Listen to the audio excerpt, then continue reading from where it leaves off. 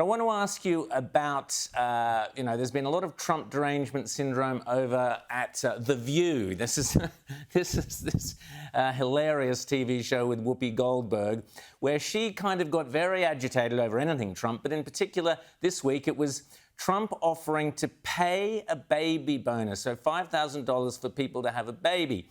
Now, we did this in Australia, actually, so this is not a novel idea under Peter Costello.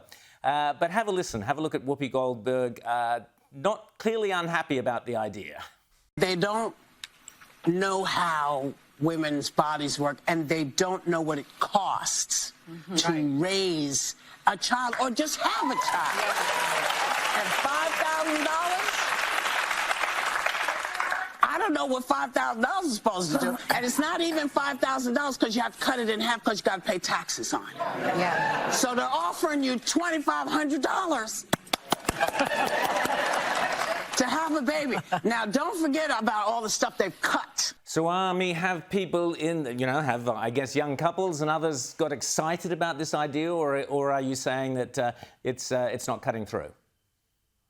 No, they should be excited about it. First of all,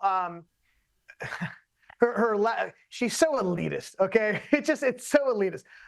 First of all, the economic rates, she pays 50% because she's in the top tax bracket. Most Americans do not pay 50% of their taxes, Whoopi, just so you know, okay?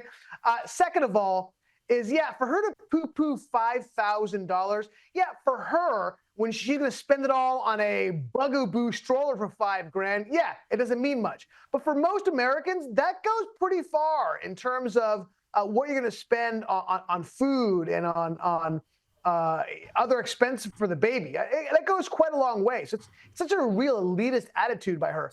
But the fact that she brought in race later on was it was so naked and raw and so disgusting and ugly. Ami Horowitz, always great to chat to you, and thanks so much for joining us on America's Renaissance.